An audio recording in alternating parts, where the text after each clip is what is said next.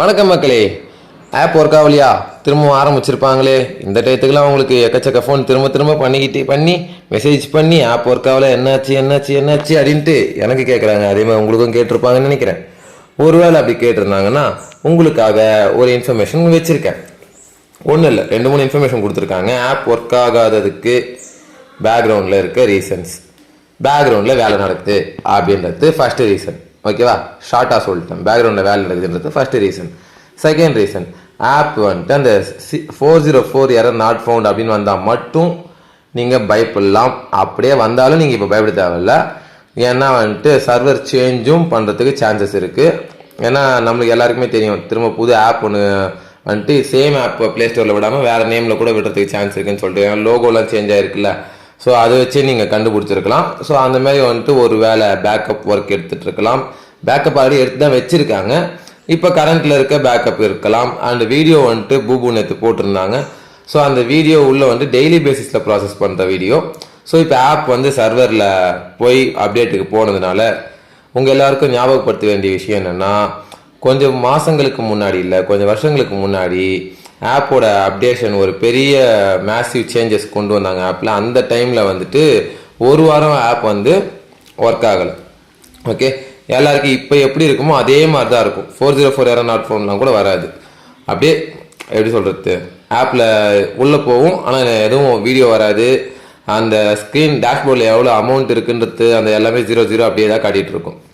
இந்த மாதிரி இஷ்யூஸ் வந்திருக்கு. இதுக்கு முன்னாடி இன்னும் சொல்ல போனால் அடுத்தவங்களோட ஐடி கூட வந்துட்டு இன்னொருத்தவங்க ஐடியில் லாகின் ஆகிருக்கு. என் ஃபோனில் வந்துட்டு 8 லட்சம் சம்பாதிச்சவரோட ஐடி லாகின் ஆச்சு ஒரு தடவை. என் ஆஃபீஸில் கூட ஒர்க் பண்ணவருக்கு வந்துட்டு 5 லட்சம் சம்பாதிச்சவரோட ஐடி வந்து லாகின் ஆகி. இன்னும் சொல்ல போனால் அந்த டைமில் நான் 1 லட்சம் கூட சம்பாதிக்கல, 80,000 என்ன தான் சம்பாதிச்சிருந்தேன் மொத்தமாகவே. அந்த மாதிரி லாகின் ஆகிருக்கு. இது எல்லாமே வந்துட்டு இவங்க ஒரு வேளை ரெடி பண்ணி போட்டிருப்பாங்க. போட்டு பார்க்கும்போது திடீர்னு உள்ள ஒரு கரெக்ஷன் வரும். அது அவுட்புட் வெளியே வந்ததுக்கப்புறம் சேஞ்ச் ஆகும். உடனே அதுக்கு ஒரு அப்கிரேட் கொடுப்பாங்க. அது அப்டேட் ஆகிறதுக்கு திரும்ப அது ரீஃப்ரெஷ் ஆகணும், ரீஸ்டார்ட் ஆகணும். ஆப் அப்படியே க்ளோஸ் ஆகிட்டு ஓப்பன் ஆகணும். அது ஓப்பன் ஆகும்போது திரும்ப எல்லா ஐடிஸையும் டக்குன்னு ஒரு ஸ்லாம்ப் அப்படி திருப்பி விட்டு போயிடும். தோசை திருப்பி போடாமல் ஒரு ஐடியா டக்கு ஏற்றி விட்டு போயிட்டே இருக்கும். ஸோ அது ஒரு டேட்டா பேஸ் தான். ஓகேவா? அவங்க எவ்வளோ பவர்ஃபுல்லான சர்வர் வச்சு ரன் பண்ணுறாங்களோ அந்த அளவுக்கு ஸ்பீடில் எல்லா ப்ராசஸுமே நடக்கும். ஸோ அது வந்துட்டு கொஞ்சம் டைம் டேக்கிங் ப்ராசஸ். சாஃப்ட்வேர் ஃபீல்டில் இருக்கிறவங்களுக்கு நல்லா தெரியும். நீங்கள் ஒரு சாஃப்ட்வேரை ரெடி பண்ணிட்டு அதை ரெடி பண்ணிட்டீங்க, உள்ளே வந்துட்டு எல்லாத்தையும் ரெடி பண்ணிட்டு கடைசியாக வந்துட்டு நீங்கள் அதை பப்ளிஷ் கூட பண்ண தேவையில்லை. ஜஸ்ட் சாஃப்ட்வேரை பில்ட் பண்ணுறதுக்கு மூவ் பண்ணுவீங்கல்ல, அந்த டைமில் இது எல்லாம் ஒரே ஃபைலாக கன்வெர்ட் ஆகிறதுக்கு எவ்வளோ நேரம் ஆகும் பார்த்துருப்பீங்க. அண்டு வீடியோ எடிட்டிங் நீங்கள் பண்ணி முடிச்சதுக்கப்புறம் கூட ப்ராசஸிங் ஆகிட்டு உங்கள் கையில் வந்து சேர்கிறதுக்கு ஒரு கணக்கு வரும். இந்த ஃபைலை நீங்கள் ஷேர் பண்ண முடியும். நீங்கள் ஃபுல்லாக எடிட் பண்ணி முடிச்ச ஃபைலை ஷேர் பண்ணுறதுக்கு அது ஃபைலாக உங்கள் கைக்கு வரத்துக்கே உங்கள் சிஸ்டமில் தான் இருக்குது. நீங்கள் இவ்வளோ நேரம் ஒர்க் பண்ணிட்டு இருக்கீங்க, ஆனால் அது ஃபைலாக கையில் வரத்துக்கே இவ்வளோ டைம் ஆகுன்றதுலாம் இருக்குது. ஸோ 1 வீக் இருக்கலாம் ஆன டைம்லாம் இருக்குது. இப்போ வந்துட்டு அப்பயே வந்து நாங்கள் ஃபீல் பண்ணல. நீங்கள் இப்போ ஏன் வந்து கவலைப்படுறீங்கன்னா, உங்களை வந்துட்டு உங்கள் ஆழ் மனசு வந்து ஆப் ஒர்க் ஆகலன்னு ஒன்னே ஐயோ அவள் தான் எல்லாம் போச்சு அப்படின்னு ஒரு பயம். அந்த பயமே இப்போ தேவையில்லை. ஓகே, இந்த டைம்ல அதெல்லாம் தேவையே கிடையாது. நீங்கள் பயந்து அடுத்தவங்களை பயமுறுத்தி, அவங்க இன்னும் 4 பேரை பயமுறுத்தி, அவங்க ஒரு 10 பேரை பயமுறுத்தி, இந்த பயம் எப்படிலாம் வேலை பார்க்குது பாத்தியா பையா? தேவையில்லாத விஷயம். சரிங்களா? அதனால தான் சொல்கிறேன். அந்த இன்ஃபர்மேஷன் இவ்வளோ தான். ஸோ ஆப் வந்து ஒர்க் ஆகும். இன்னைக்கு ஆகலையா நாளைக்கு ஆகும், நாளைக்கு ஆகலையா நாளைக்கு ஆகும். ஆப் மூடிக்கலாம் போல. உங்களுக்கு இன்னொரு நல்ல விஷயமும் சொல்கிறேன். இந்த விஷயம் நம்ம எம்டி வந்துட்டு இப்போ உள்ளே இருக்கார். ஓகேவா? நீங்கள் காசு நீங்கள் கம்ப்ளைண்ட் கொடுக்க தான் போகிறேன் அப்படின்ட்டுலாம் பல பேர் பேசிகிட்டு இருக்கிறத கேள்விப்பட்டிருந்தேன். நீங்கள் கம்ப்ளைண்ட் கொடுத்துங்க, அது உங்களோட தனிப்பட்ட விருப்பம். நீங்கள் என் டவுன்லைனர் கிடையாது. ஓகேவா? நான் உங்களோட அப்ளைனர் கிடையாது. நான் உங்களுக்கு அட்வைஸ் சொல்ல வேண்டியது கிடையாது. நான் சொல்கிற விஷயம் இதுதான். என்னென்னா, இப்போ கம்பெனி எம்டி வந்துட்டு உள்ளே இருக்கார், அதனால பேமெண்ட் வரல. அவர் வெளியே இருந்திருந்தா இந்த டேட்டு நம்ம அவர்கிட்ட எப்படி தான் கொஸ்டின்ஸ் கேட்டிருப்போம். இது எதுவுமே நடக்கலை. அவர் உள்ளே இருக்கிறது மட்டுமே அதுக்கு காரணம். அவர் உள்ளே வச்சிருக்க முயற்சிகள் நடந்துகிட்டு இருக்குன்னு எல்லாருக்குமே தெரியும். அவர் வெளியே வர விடணும் அப்படின்ற எண்ணம் இப்போ யாருக்குமே இல்லை. அவர் வெளியே வந்து கொண்டு வந்து நம்ம பார்க்கணுன்ற எண்ணத்தோடு நம்ம மூவ் பண்ணிக்கிட்டு இருக்கோம். ஸோ அதுக்காகவே இந்த கம்யூனிட்டி எல்லாமே நம்ம ஸ்டார்ட் பண்ணியிருக்கோம். கம்யூனிட்டிலாம் நம்ம மூவ் பண்ணுற ரீசனே அதுதான். நம்ம எல்லாரும் ஒன்றா இருக்கணும். எந்த இன்ஃபர்மேஷன் இருந்தாலும் நம்ம ஒன்றா சேர்ந்து செய்யணுன்றதுனால தான். ஸோ அந்த டெலிகிராம் லிங்க் நான் கொடுக்குறேன். நீங்கள் அதில் மெசேஜ் பண்ணுங்கள். அவங்க வந்து வெரிஃபை பண்ணிட்டு உங்களை உள்ளே ஜாயின் பண்ணிப்பாங்க. என்ன விஷயம்னா, எம்டி இப்போ உள்ளே இருக்கார். உள்ள இருந்த ஒரு ஜாமீன்ல தான் வெளியே வர போறாரு. நல்லா புரிஞ்சுங்க, ஜாமீன்ல தான் வெளியே வர போறாரு. ஜாமீன்ல வெளியே கம்பெனி நடத்த முடியாதாப்பா? நடத்தலாம். அது என்ன இதுன்னு சொல்லுவாங்க, அலிகேஷன்ஸ் இன்னும் ப்ரூவ் ஆகலை, ப்ரூவ் பண்ணுவாங்க அவங்க. அந்த ப்ரூவ் பண்ணும்போது இந்த விஷயம் எல்லாமே உங்களுக்கு அப்போ தெரிய வரும். ஏன்னா அது நடந்தால் மட்டும்தான் நம்மளால் வந்துட்டு அடுத்த லெவல் போக முடியும். ஸோ அலிகேஷன்ஸ் எதுவும் ப்ரூவ் ஆகலை, அதனால் வந்துட்டு வெளியே வந்துட்டு இவர் பெயிலில் வெளியே வந்துட்டு இவர் கம்பெனி நடத்தலாம். அந்த பொறுப்பு, அந்த ப்ராப்பர்ட்டிஸ், அது எல்லாமே வந்துட்டு திரும்ப அப்படியே வந்துட்டு கையில் ஒப்படைக்கப்படும். அக்கௌண்ட்டில் இருக்க காசாக இருக்கட்டும், வண்டியாக இருக்கட்டும், அந்த ஸ்டோரோட கீஸாக இருக்கட்டும், அண்ட் இதில் டாக்குமெண்ட்ஸ்லாம் எடுத்தாங்க இல்லையா அதுவாக இருக்கட்டும், அப்புறம் கடைசியாக வந்துட்டு நம்மளோட ப்ராடக்ட்ஸாக இருக்கட்டும், இது எல்லாமே நம்ம கையில் திரும்ப ஒப்படைக்கப்படும். அதுக்கு ஒரு குறிப்பிட்ட டைம் ஆகும்.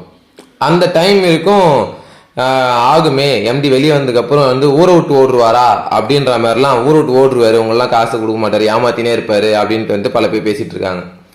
அவங்கள சொல்ற விஷயம் இதுதான்.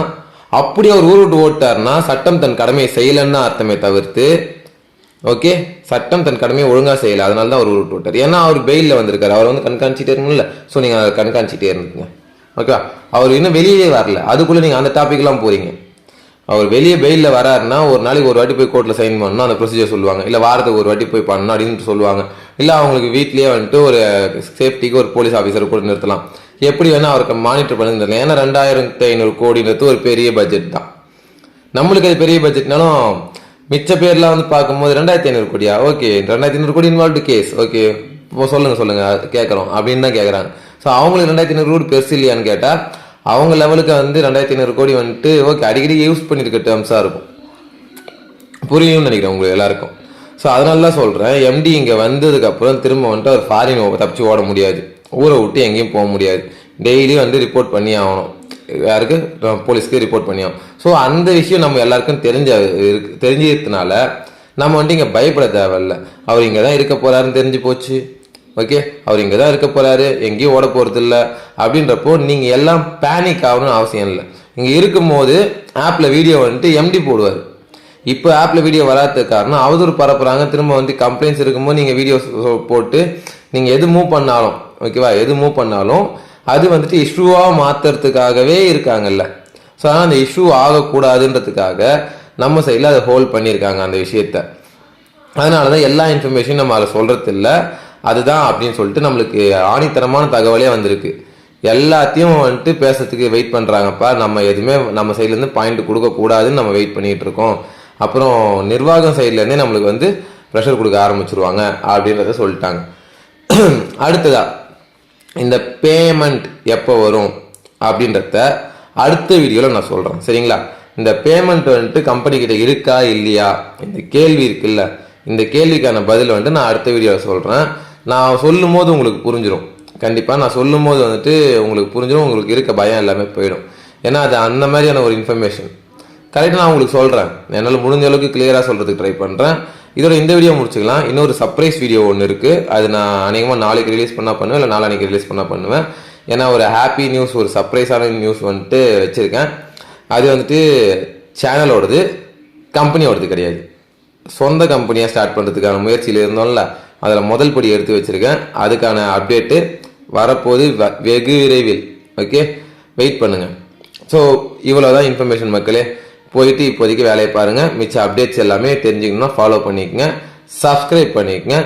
ஏன்னா இதுக்கப்புறம் கிவ் அவேஸ் தொடரப்போகிறது. ஓகே, பாய் பாய் பாய்.